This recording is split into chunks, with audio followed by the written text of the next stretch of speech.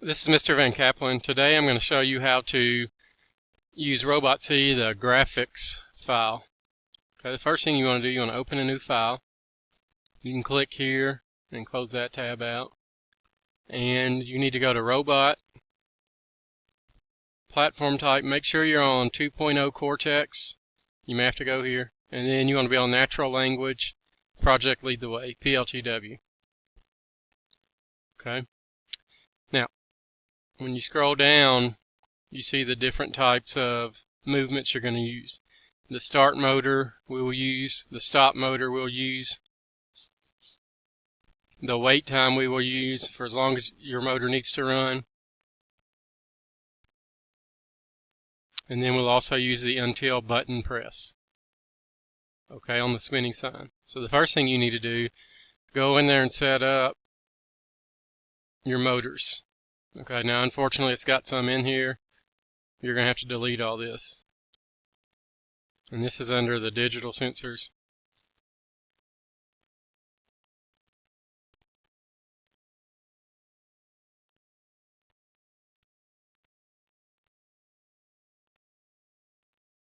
And this takes a little while, unfortunately. Okay, so for digital 1, we're going to put our button there. So let's put start button. And you need to change that to a touch sensor. Motors as well, we're going to use port 2, change it to a 3-wire motor, type sine motor. This we don't need. Now if you do a car or something, you're going to use multiple motors, which you'll do later. Okay, once you've hit both of those, we're not worried about analog, so don't worry about that. Hit apply. Okay. First thing we need to do, we need to get our motor to start. We're going to do a button, so we need an until. So until bump, and we said the button was in digital 1, and let's put a wait time of 5 milliseconds. So when the program starts, nothing's going to happen. Okay. After we press that button, we want the motor to start. We said it was in motor port 2, and let's go at a speed of 55. The next thing we want to do for time, let's put a wait in, and let's say we want that motor to run for 5 seconds. Okay, after 5 seconds, we want the motor to stop, so you drag a stop motor in. Make sure you change it to port 2.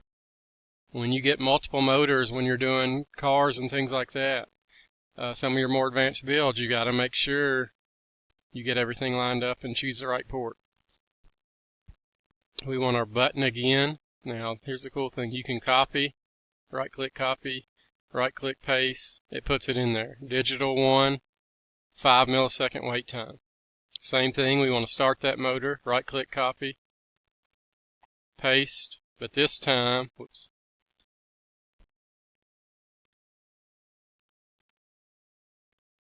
Make sure it turns blue there.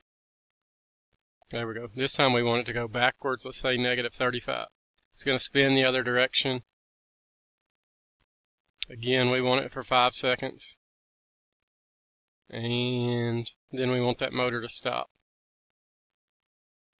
So the copy and paste is really useful. Okay.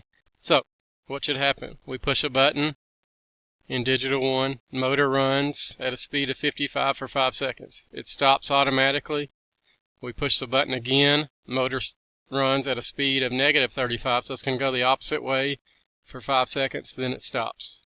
Okay, once you've done that, you want to hit compile program. It's going to prompt you to save it, so just name it spinning sign. You can save it to the desktop, it's fine.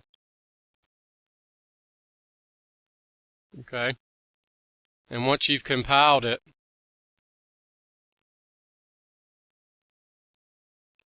it'll tell you at the bottom here, no compile errors. Okay, then you need to hook up your USB cord, turn your battery on, you hit download to robot. I don't have anything hooked up now, but you hit download to robot, it's going to say it'll start. If you get that prompt where it says no communication link to VEX device, what you need to do We need to go up here to Robot Communication Mode, change it to USB only.